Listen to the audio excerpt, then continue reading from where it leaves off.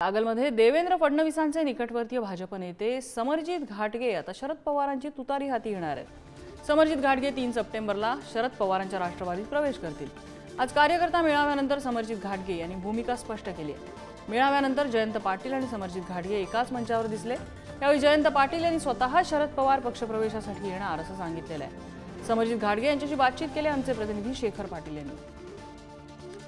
भाजपसोबतचा मागील 8 वर्षाचा प्रवास थांबवण्याचा निर्णय समरजित सिंह घाटगे यांनी आज जाहीर केलेला आहे आणि अधिकृतरित्या 3 सप्टेंबर रोजी ते तुतारी चिन्ह जे आहे ते हातामध्ये घेणार आहेत। स्वतः समरजित घाटगे आपल्या सोबत आहेत। राजे, खरं तर हा निर्णय घेताना त्रास देखील झाला असेल, अनेक नाती जी ती या पक्षामध्ये जोडली होती, मात्र हा निर्णय जो आहे तो आता जाहीर करावा लागतो।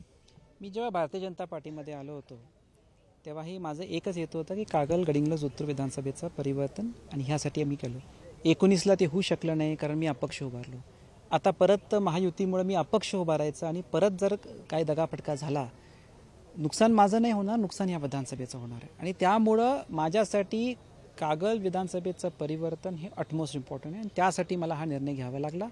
राहिले प्रश्न, माझे राजकीय संबंध भारतीय जनता पार्टीच्या लोकांशी संपलेले आहेत, पण माझे वैयक्तिक संबंध हे नेहमी राहणार। समरजित घाटगेचा नवीन पर्वपेक्षा कागल गडिंग्लज उत्तर विधानसभेचा नवीन पर्व हा 3 तारखेला सुरू होईल, हे म्हणणं बरोबर होईल। त्यांचा संपर्क ज्या दिवशीपासून मुश्रीफ साहेब महायुतीत तेव्हापासून होता।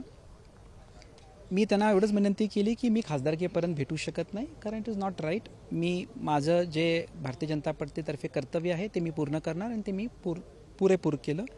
आणि खासदारकीनंतर मग तसं म्हटलं तर मागच्या 1-1.5 महिन्यामध्येच हा संपर्क झाला आणि त्यावेळी त्या गोष्टी मी सगळं देवेंजींना बोललोय की मला अपक्ष उभारून चालत नाही, मला पक्षाचं चिन्ह लागेल आणि त्याच्यामुळं मला हा निर्णय घ्यावा लागेल, असं हे मी त्यांना ब्रीफ करून हा निर्णय घेतला आहे। कॅमेरामन ओंकार वळवडेसह शेखर पाटील, पुढारी न्यूज, कागल, कोल्हापूर।